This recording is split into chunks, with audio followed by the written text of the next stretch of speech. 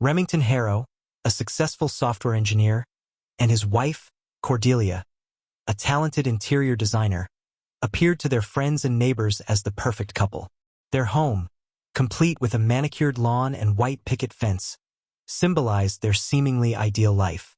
However, beneath the surface, trouble was brewing. Remington's growing obsession with a forbidden fantasy began to unravel the facade of their happiness, leading to a series of events that would ultimately destroy their idyllic existence and end in tragedy. What started as a consensual exploration of their desires spiraled into a maelstrom of jealousy, betrayal, and eventually, murder. Born in 1985 to a middle-class family in Eugene, Remington showed an early aptitude for computers.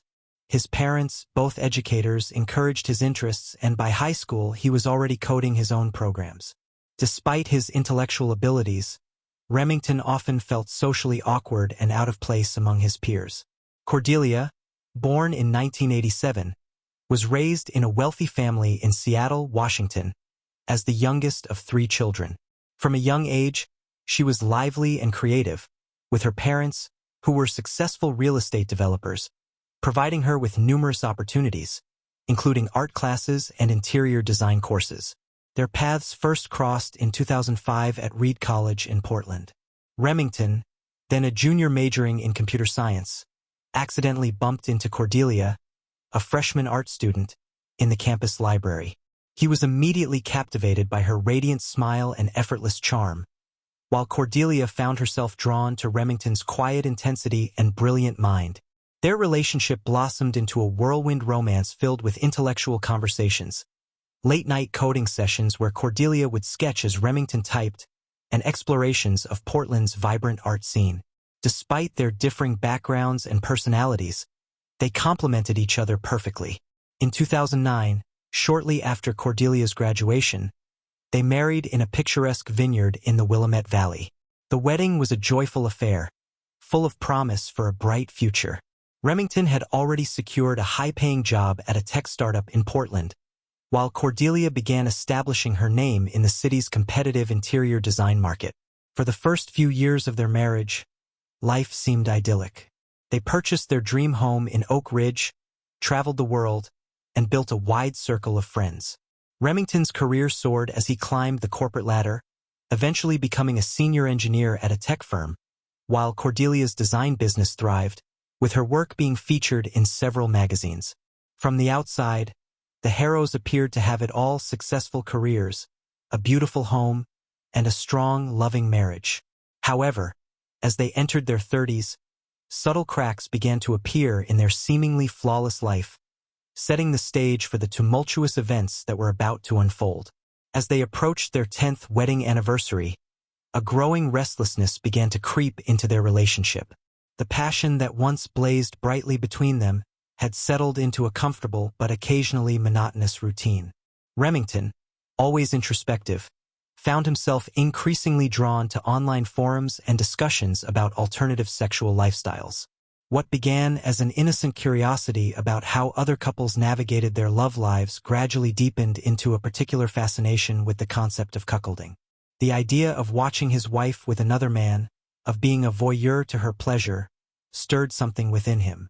At first, Remington kept these thoughts to himself, feeling ashamed and confused by the intensity of his desires. He would stay up late, claiming to be working, but in reality he was devouring every piece of cuckold-related content he could find. Cordelia, as perceptive as ever, noticed the change in her husband. She saw the way he became distracted, how his eyes would sometimes glaze over during their conversations, and how his late nights at the computer had become more frequent. Concerned, she gently asked if everything was okay, if work was becoming too stressful. After weeks of internal struggle, Remington finally decided to share his thoughts with Cordelia. One evening, over a bottle of wine, he hesitantly confessed his newfound interest. He spoke about his desires and his curiosity about exploring this fantasy, all the while watching Cordelia's face for any sign of disgust or rejection. To his surprise and relief, Cordelia didn't recoil. Instead, she listened with an open mind, asking thoughtful questions about what exactly appealed to him about this scenario. While Cordelia initially expressed some reservations, she also admitted to feeling a certain intrigue. The idea of being desired by another man, of being the center of attention, had its own allure. This conversation marked a pivotal moment in their marriage. What had once been a private fantasy for Remington was now out in the open, a possibility for them to explore together. Neither could have predicted the profound impact this revelation would have on their lives, nor the dangerous path it would ultimately lead them down.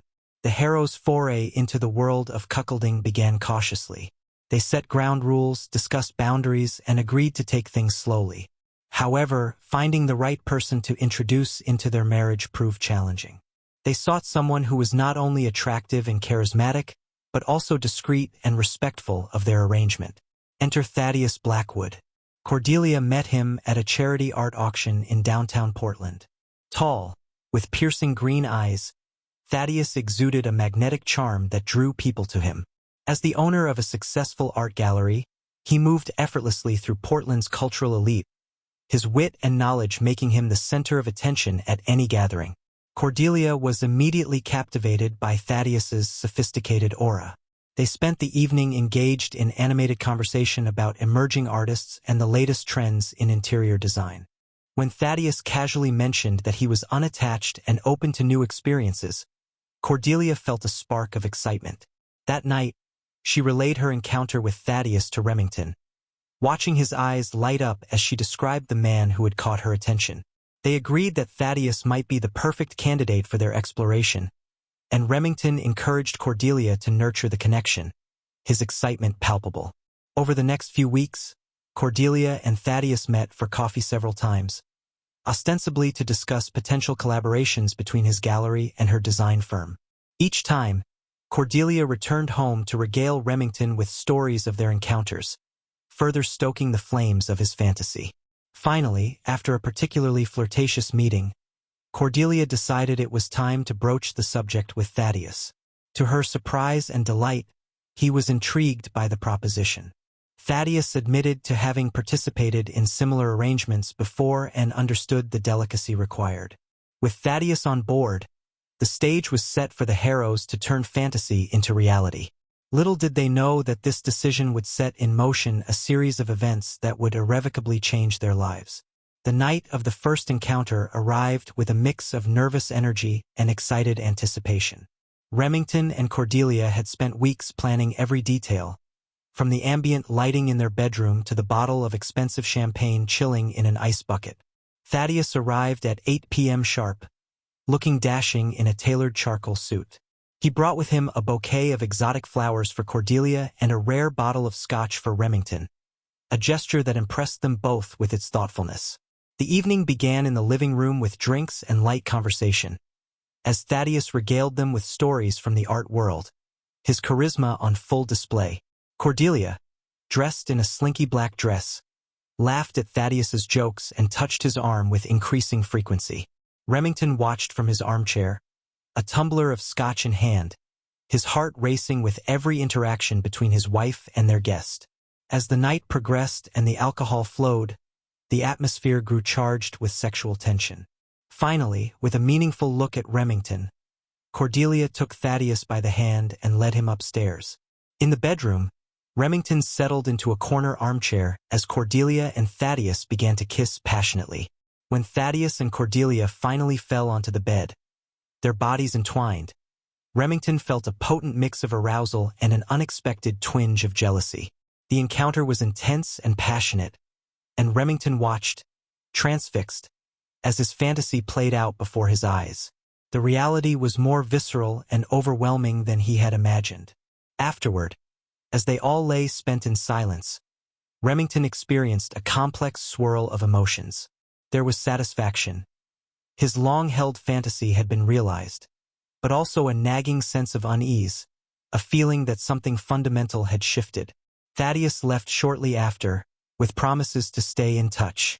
As Remington and Cordelia lay in bed discussing the evening's events in hushed, excited tones, neither could have predicted how this first encounter would set the stage for the tragedy to come.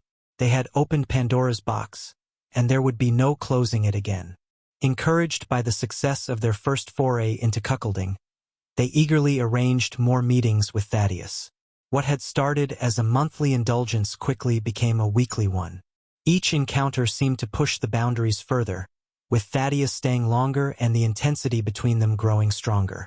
As the sessions grew more intense and intimate, Remington's role began to evolve. Initially content to watch from a distance, he found himself drawn closer to the action, sometimes even joining in. Cordelia later mentioned in an interview that the dynamics of power and control within their bedroom had become increasingly complex. Outside of their encounters, Thaddeus began to integrate more into their lives. He would join them for dinner, accompany Cordelia to art exhibitions, and even spend weekends at their home. His charm and wit made him a delightful companion, and the Harrows found themselves enjoying his company even when their usual activities weren't on the agenda. However, as spring turned to summer, Remington's initial excitement began to give way to a gnawing sense of discomfort. He started noticing small but significant changes in Cordelia's behavior. She seemed distracted during their alone time, her mind often elsewhere. She began dressing up more frequently, even on days when they had no plans with Thaddeus. One evening, Remington came home early from work to find Cordelia on the phone, speaking in hushed, intimate tones. When she saw him, she quickly ended the call, claiming it was just a client. But Remington couldn't shake the feeling that she had been talking to Thaddeus. In bed, Cordelia's passion seemed to have cooled. She was still enthusiastic during their encounters with Thaddeus, but when alone with Remington, she often seemed tired or disinterested. Remington found himself initiating sex more often, only to be gently rebuffed. Desperate to regain control of the situation, Remington suggested taking a break from their arrangement, perhaps going on a vacation, just the two of them. But Cordelia seemed reluctant, always finding reasons to delay or change the subject. His work began to suffer as he spent hours analyzing every interaction, every text message, and every glance between Cordelia and Thaddeus. Remington started checking Cordelia's phone when she wasn't looking, scrutinizing her social media activity, and even contemplating following her when she went out alone. He knew he was spiraling, but he felt powerless to stop it. The game he had initiated was slipping out of his control, and he was terrified of losing Cordelia. As his anxiety grew, so did his determination to put an end to the situation he had created by any means necessary. The breaking point came on a warm July evening. Remington had planned a romantic dinner at home, hoping to reconnect with Cordelia and discuss his growing concerns. He left work early, bought her favorite wine, and spent hours preparing an elaborate meal. But as the sun began to set and the candles burned low, Cordelia was nowhere to be seen. Her phone went straight to voicemail. Hours ticked by, and the carefully prepared food grew cold on the table. When she finally stumbled in shortly before midnight, her hair disheveled and lipstick smudged, Remington's worst fears seemed confirmed. The argument that ensued was explosive. Remington, his emotions amplified by alcohol and hours of anxious waiting, unleashed all the fears and suspicions he'd been harboring. He accused Cordelia of falling in love with Thaddeus, of making a fool of him, of destroying their marriage. Cordelia, caught off guard and defensive, initially tried to deflect. She claimed she'd lost track of time at a client meeting and that her phone had died. But faced with Remington's relentless questioning and the evidence of her appearance, she finally broke down and admitted she had been with Thaddeus. The confession hit Remington like a physical blow. He had suspected, had feared, but hearing it confirmed shattered something inside him. In that moment, all the excitement and thrill of their arrangement vanished. Cordelia, with tears streaming down her face, tried to explain. She insisted she loved Remington, but Thaddeus made her feel alive in a way she hadn't in years. She was confused, torn between her loyalty to her husband and her deepening emotions for Thaddeus. Remington, his voice low and dangerous, demanded that she end things with Thaddeus immediately. But Cordelia, her own anger rising, refused. This had been Remington's idea in the first place, she argued. He couldn't dictate her feelings or control her relationships. The argument escalated, with both of them saying hurtful things they would later regret. In a moment of rage, Remington smashed a wine glass against the wall. Shocked by this uncharacteristic display of violence, Cordelia retreated to the guest bedroom, locking the door behind her. Remington spent the night on the couch, his mind racing, unable to sleep. In the days following their confrontation, a chilling calm settled over the Harrow household. Cordelia and Remington moved around each other like ghosts, barely speaking, the tension palpable. Cordelia spent most of her time out of the house, throwing herself into her work, and Remington suspected, meeting with Thaddeus. For his part, Remington retreated into a dark place within himself. He called in sick to work, spending his days in a haze of alcohol and paranoid thoughts. He scoured Cordelia's computer and phone for evidence of her relationship with Thaddeus, meticulously documenting every text, every call, every unexplained absence. Remington began to entertain thoughts of confronting Thaddeus, imagining how he might make him pay for destroying his marriage. At first, these were just harmless daydreams, a way to vent his frustration. But as the days wore on and Cordelia grew more distant, these fantasies took on a darker, more violent tone. One afternoon, while Cordelia was at a client meeting, Remington found himself in the garage, holding the heavy wrench he used for home repairs. As he felt its weight in his hand, a chilling thought crossed his mind. It would be so easy to end this, to eliminate the threat to his marriage once and for all. Horrified by the direction of his thoughts, Remington dropped the wrench and fled the garage. But the seed had been planted. As he paced the house, gulping down glasses of whiskey, the idea took root and grew. By the time night fell, what had started as a fleeting, horrifying thought had crystallized into a plan. August 15th dawned hot and humid, the air heavy with the promise of an approaching storm. Remington woke early, his head pounding from another night of heavy drinking, but his resolve was unwavering. Today would be the day he confronted Thaddeus, the day he reclaimed control over his life and his marriage. He spent the morning in a feverish state of preparation. He showered, shaved, and dressed with meticulous care, as if preparing for an important business meeting rather than the violent confrontation he was planning. In the garage, he selected the wrench he had held days earlier, wrapping it in a towel and placing it in a nondescript gym bag. Cordelia left for work around 9 a.m., barely acknowledging Remington as she rushed out the door. As soon as she was gone, Remington got into his car and drove to Thaddeus's gallery. He parked across the street, watching as Thaddeus arrived and greeted his employees with his characteristic charm. For hours, Remington sat in his car, waiting.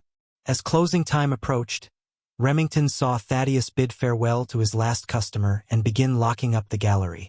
This was the moment he had been waiting for. With shaking hands, he grabbed the gym bag and crossed the street.